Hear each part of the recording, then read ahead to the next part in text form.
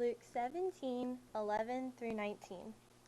On the way to Jerusalem, Jesus was going through the region between Samaria and Galilee. As he entered a village, 10 lepers approached him. Keeping their distance, they called out, saying, "Jesus, Master, have mercy on us." When he saw them, he said to them, "Go and show yourselves to the priests." As they went, they were made clean. Then one of them, when he saw that he was healed, turned back, praising God with a loud voice. He prostrated himself at Jesus' feet and thanked him. And he was a Samaritan. Then Jesus asked, "Were not 10 made clean? But the other 9, where are they? Was none of them found to return and give praise to God except this foreigner?" Then he said to him, "Get up and go on your way. Your faith has made you well." So after class today, I have 4 entire days of no class. That sounds blissful and lovely until I begin ticking off everything I have to do this weekend. I have to read 2 books and write 2 essays. I also need to write some posts for my online classes and finish reading for one of those posts. I have to start working on my next sermon. I am meeting friends for dinner tonight. I am herding up other friends to discuss what book we want to read for our video chat Bible study over the summer. I have a class project coming up next Friday. I have excess stuff at my apartment to gather up and sell at a yard sale next weekend. And I have laundry and cleaning to do. And I feel like there was something else that I'm forgetting. Oh, it's God. I haven't even begun to think about when I am going to spend time with God in all this. We are busy and so easily distracted. We get caught up in doing important work, even God's work, that we forget to enjoy the life that God has given us. We think that because we are in seminary at this reputable institution, we don't have to spend extra time with God. What's worse, we think that because we are in seminary, we are all right with God automatically. We falsely assume that school and church are enough for us, and we don't even look for God. So we never see what God is up to in our lives outside of our school and church walls. We are craving something we don't even realize we are craving until God slaps us with it in the face as if to say, hey, I'm right here. Hey, pay attention to this world and this life I have blessed you with. Forget about all this other stuff and come hang out with me. I'm much more fun. Whether we notice it or not, we are the 9 lepers, always close to God, but only barely experiencing the presence of God. Imagine you live in a village along the border of Galilee and Samaria. Every day, you wake up to the smell of decay, the only 9 people you will ever call friends, and your white skin lesions, the mark of a leper. You will never be allowed inside a city, and you definitely will never be allowed inside the temple in Jerusalem. Being ritually clean will never be an option for you. But this day is different. This day, one of your friends comes back from his spot near the village where he begs every day and says the miracle worker Jesus has just walked into the village. Your friend is telling you, "Come on, hurry. If we still hurry, we can ask for healing." You stand up slowly, still waking up, and rearrange your filthy, colorless rags and begin to run, shouting, "Jesus, Master, have mercy on me! Jesus, Master, have mercy on us!" Just as you are starting to lose hope that Jesus will see you, he stops, turns his ear toward your voice, and begins walking toward you. As he approaches you, you hear his voice faintly, "Go, show yourselves to the priests." You immediately turn towards your hometown where your priest is, and you start running. What do you have to lose? After 5 paces, you realize that your skin doesn't itch anymore. You can see your true skin for the first time. When you look around, your friends look different too. You have all been healed. You finally reach your hometown, and the priest, your priest, can see the pride and joy in your eyes when you present yourself to him completely healed of the disease that robbed you from your faith for your entire life. Just as the priest finishes telling you about the 2-dove sacrifice and the trek you'll have to make to the temple in Jerusalem before you are ritually clean, one of your friends, the Samaritan, bursts into the room. He seems even more joyful than you are. Before you can ask him anything, he cries out that he has finally experienced God. He finally knows exactly what it is like to be in a relationship with God. You start to recall that in the midst of running to the priest, you suddenly lost sight of him.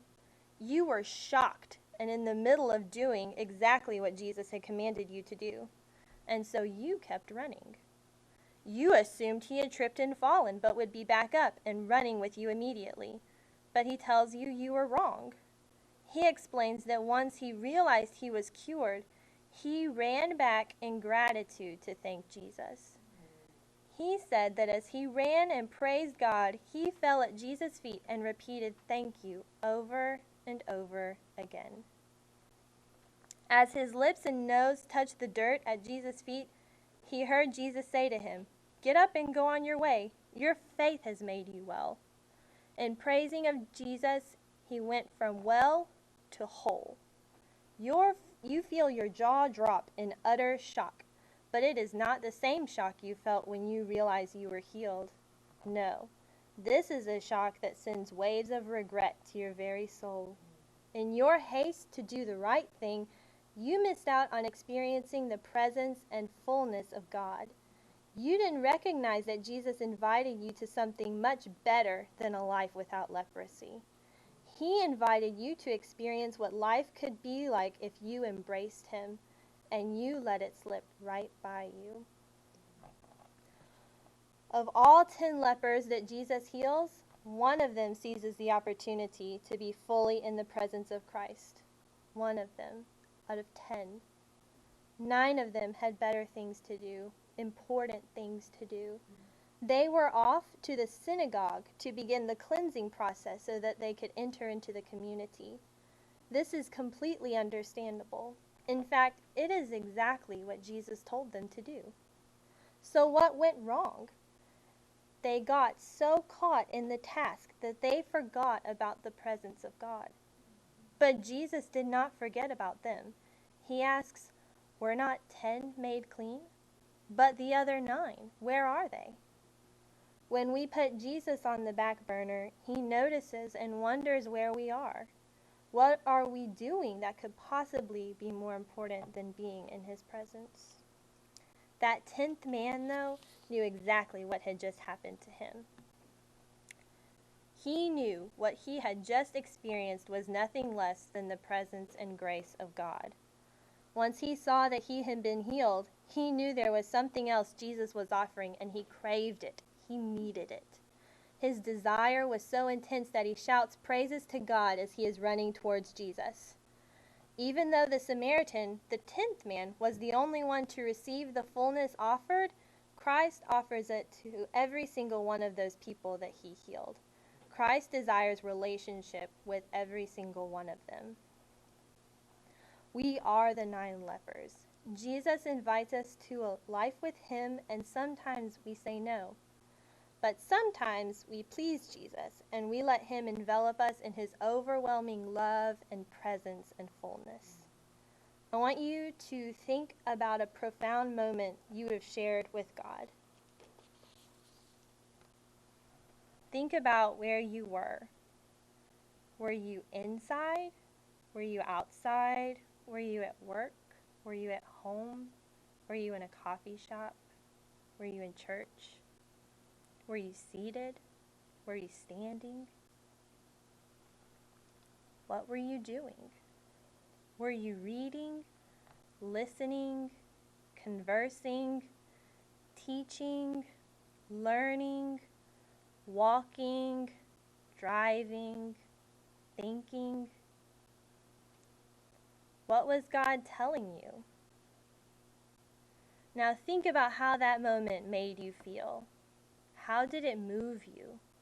Were you joyful, scared, surprised, grateful, overwhelmed? I remember being on the McAfee student faculty retreat from almost 2 years ago. I had just started seminary, and my life was radically different than it had been only a couple of months ago. I felt lost, I felt scared, I felt lonely, and I wondered if ministry was really cut out for me, if I was cut out for ministry, if I was cut out for any of this.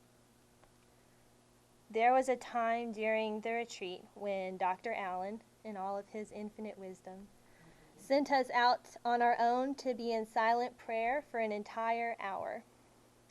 I remember walking outside into the sunshine and being surrounded by mountains and walking upstairs to the wraparound porch.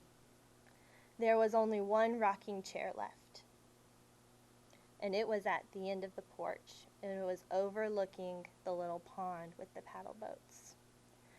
It felt like that rocking chair was the singular spot on earth God wanted me to be in that moment. I sat there for the next hour, and I did not think a single thought. I experienced. I was fully aware of the birds, the wind, the water moving across the pond, the clean mountain air so radically different from this Atlanta smog. And most of all, I felt the immeasurable love of God surrounding me and enveloping me. I knew that I was doing exactly what God wanted me to do, and for the first time in weeks, I was not lonely. If you are anything like me, what you recalled earlier is a precious memory of a true experience with God. It is probably also true that we have many fewer of these memories than we wish we did.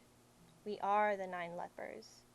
We have opportunities for these precious moments every day if we only choose to be present and experience rather than rush and busy ourselves with task after task.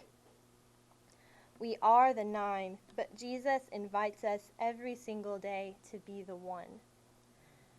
May we always desire, crave, and hunger for more in our relationship with God. May we never be satisfied again.